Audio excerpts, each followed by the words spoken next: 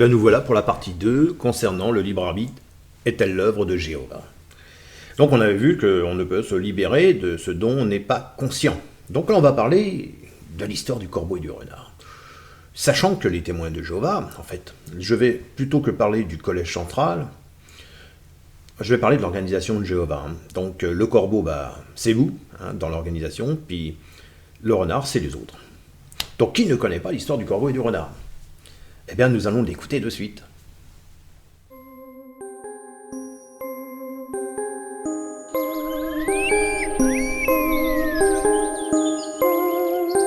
Le corbeau et le renard.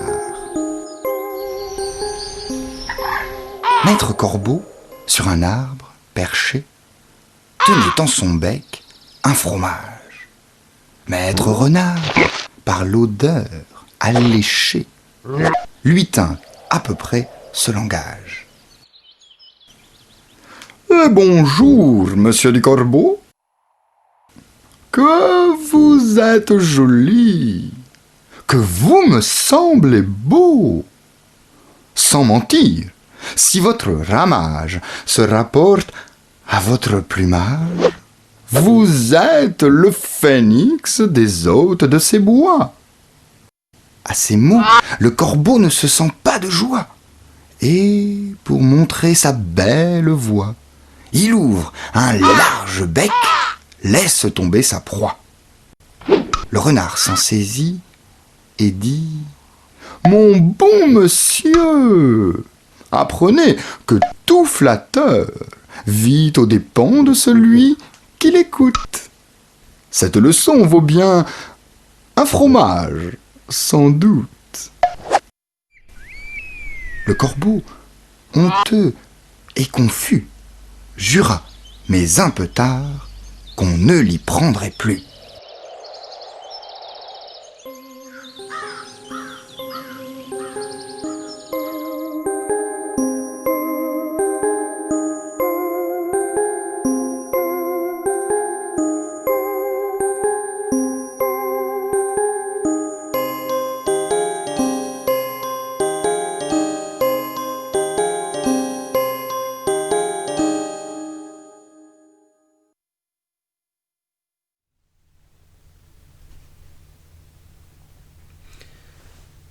Et voilà, vous avez vu un peu le ton du renard, la manière dont il a exprimé au corbeau.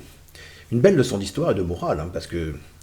Donc sous le règne par exemple des rois, en France, en tout cas sous Louis XIV par exemple, les écrivains dépendent du mécénat et du pouvoir royal. Donc ils n'avaient pas de liberté pour critiquer directement les membres de la royauté, voire même du clergé. Et Jean de La Fontaine, avec les fables, tiens d'ailleurs, attendez, je vais vous montrer.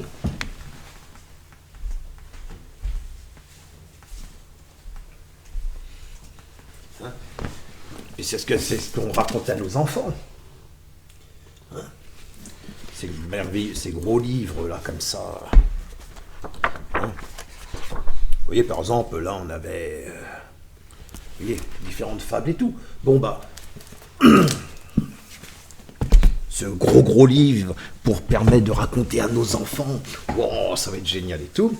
Jean de La Fontaine avec les fables réalise un équilibre entre les exigences classiques et la critique, qui est, on va dire, implicite dans ces fables, grâce notamment au recours aux animaux. De toute manière, on l'a vu, je crois que c'était sous Napoléon, je n'ai pas le livre ici. Non. Je ne l'avais pas préparé, parce que quand je fais mes ouvrages, je ne prépare pas spécialement.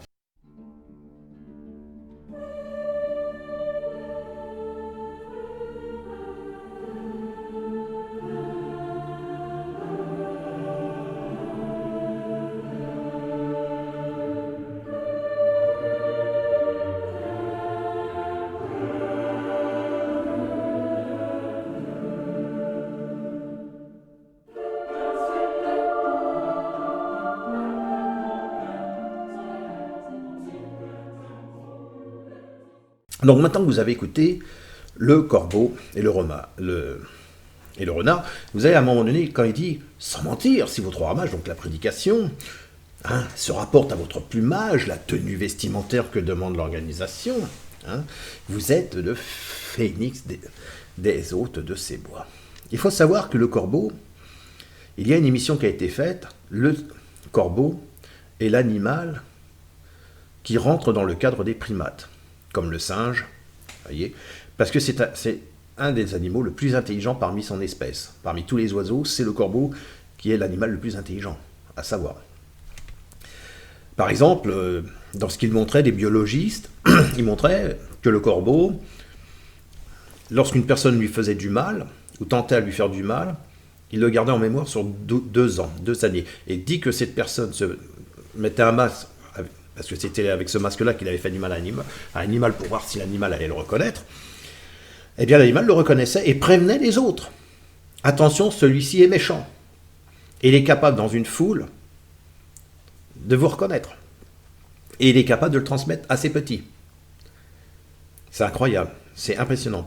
Et il montrait que, par exemple, lorsque vous avez les éboueurs, parce qu'ils viennent manger les détritus, les corbeaux, c'est pour ça qu'on les aime pas, parce qu'ils sont comme nous, omnivores, et ils ont le même aspect que nous, en fait, de ce que nous sommes, socialement les uns envers les autres. Puisqu'ils sont sociables, les oiseaux. Eh bien, il montrait qu'ils surveillaient, comme ça, le parcours que faisaient les éboueurs pour pouvoir aller manger les détritus avant qu'ils arrivent, qu'ils jettent le sac à la poubelle. C'est quand même, faut le faire. Alors, vous regarderez dans le corbeau et le renard, il y a un truc qui a dû vous toucher, c'est que pourquoi les deux sont appelés maîtres. Le corbeau, au début, on dit maître. Voyez ? Parce qu'il est maître de la situation. C'est-à-dire, donc, vous êtes à ce moment-là maître de votre situation lorsque vous suivez une étude avec un frère ou une sœur. Mais dès que le renard, c'était la communauté des témoins de Jéhovah, entre en scène, c'est bien lui qui va devenir maître de la situation ensuite. Et oui, parce que la démarche du renard se rapproche d'une technique qui s'apprend dans les écoles du commerce. Mettre le client en condition, le valoriser, et ensuite lui faire prendre conscience qu'il lui manque quelque chose. En l'occurrence, en ce qui concerne le corbeau, la reconnaissance d'autrui, l'admiration du renard, qui a reconnu celle de son plumage pour la beauté de sa voix. Vous voyez, en fait, on est dans le même cadre. Qu'est-ce qui va vous manquer ? Ben, il ne te manque plus que le baptême. Et aller prêcher le nom de Jéhovah. La leçon de la fable, apprenez, comme lui dit le renard, apprenez que tout flatteur vit aux dépens de celui qui l'écoute. C'est donné par le renard et non par le fabuliste. Elle n'est effectivement pas gratuite, cette leçon, puisque le renard obtient le fromage en échange. La communauté obtient le baptême en échange. Et oui, le corbeau, honteux et confus, parce qu'après son baptême, il se rend compte que souvent les frères et sœurs les futurs frères et sœurs qui avaient beaucoup d'attachement envers lui, se détachent de lui, parce qu'il doit devenir comme eux et prendre sa propre autonomie. Donc, jura, mais vraiment un peu plus tard, qu'on ne l'y prendrait plus. On sait bien que c'est... On peut se demander cependant dans quelle mesure le corbeau sera capable de transposer la leçon du renard dans une autre situation. Et vous, comment pouvez-vous transposer ce qui vous est arrivé par rapport à une autre situation qui pourrait être similaire ? Parce qu'on voit que le corbeau a renouvelé, puisque le même auteur,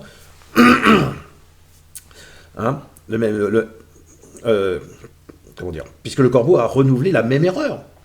Vouloir être un autre, en l'occurrence, non un phénix, mais un aigle. Rappelez-vous, dans une autre fable, le corbeau voulait imiter l'aigle. Et le corbeau perd bien plus qu'un fromage.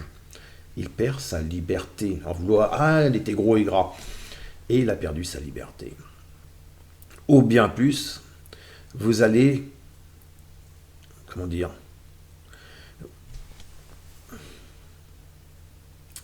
vous allez perdre la vôtre, je dirais. Ouais. Ou bien plus, vous allez perdre, votre liberté, cette liberté à vouloir combattre le collège central. Parce qu'après, vous allez faire jour après jour des vidéos pour combattre le collège central. Oui, ils m'ont fait ci, oui, ils m'ont fait ça, mais je ne lâcherai rien. Je me battrai jusqu'à la mort contre eux. Et donc, vous perdez réellement votre liberté. C'est malheureux à dire, je dirais presque que c'est de la vanité qu'il lui fallut guérir le corbeau. C'est-à-dire le désir de remplir une vacuité ontologique, en s'appropriant une plénitude imaginaire. Mais peut-être peut-on considérer que le renard l'a fait honteux et confus, ou a essayé de le faire, et dans le cas, le corbeau a reçu en échange du fromage, les fruits amers de la désillusion. Voilà. Le fromage représente la vérité divine, le chef du groupe, en haut de la branche, au-dessus du monde. Bah oui, parce que le renard est en dessous, lui il est au-dessus, et donc à ce moment-là, eh bien, le corbeau est là, de son plumage. Moi, je suis au-dessus de tout le monde. Je suis témoin de Jéhovah, les gens du monde sont comme le renard. Sauf que bah, le renard s'est montré plus malin, parce qu'il a observé le corbeau, il savait très bien qu'il ne pourrait obtenir que par la ruse. Hein.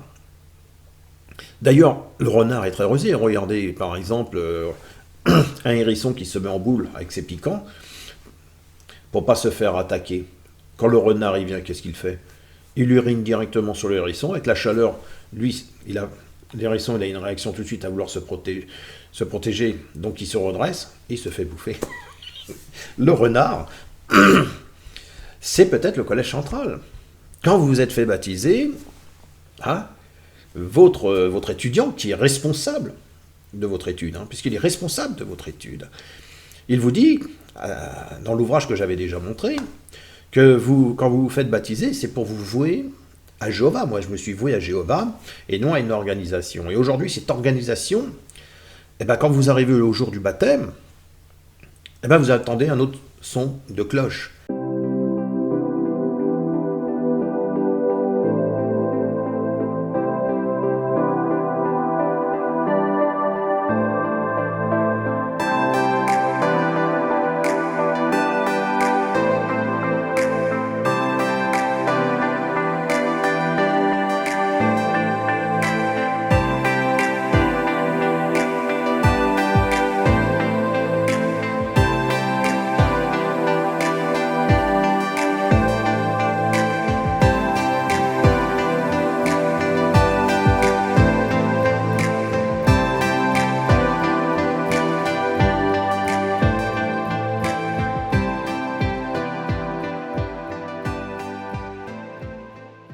Très difficile quand vous avez 2000 personnes, quand vous entendez ça à ce moment-là, de dire excusez-moi, moi on m'avait dit que je n'appartenais pas à une organisation, mais juste à Jéhovah. Ah oui, mais là vous avez 2000 personnes derrière qui sont là. Qu'est-ce que vous allez dire? Non, mais j'ai pas bien compris tout ce que vous. Par rapport au livre. Mais attends, on va te culpabiliser, on va te dire, mais là le livre tu l'as lu. Là tu viens de donner un acte libre de. Mais est-ce que la personne était consciente que le moment où elle dirait ces phrases, peut-être que oui, puisque moi j'avais reçu le livre organisé pour bien faire la volonté de Jéhovah, il y avait les deux questions qui seraient posées, et j'aurais dû, à ce moment-là, me dire, attention, quand ils vont me poser la question, ça veut dire que j'appartiens quand même à une organisation. J'appartiens à une communauté. Donc si j'appartiens à une communauté, cette communauté travaille pour qui? Vous voyez, il y avait beaucoup de questions à se poser. Mais bon, comme le corbeau, je l'ai été, de mon beau costume, où je visitais les gens, je faisais ma prédication, de ma belle voix, où je parlais aux personnes, je partageais, j'échangeais des passages bibliques. Et oui, j'étais ce corbeau, et je pensais être plus... Je me suis pris pour le renard. Je me disais assez rusé pour... Et non, je suis resté un corbeau. Voilà, c'était tout. Bah, j'espère que vous apprécierez la vidéo. Puis bon, bah, vous laisserez des commentaires pour me dire ce que vous en pensez. Comment vous voyez les choses. Hein. Puis je vous dis à bientôt pour la prochaine vidéo. Au revoir.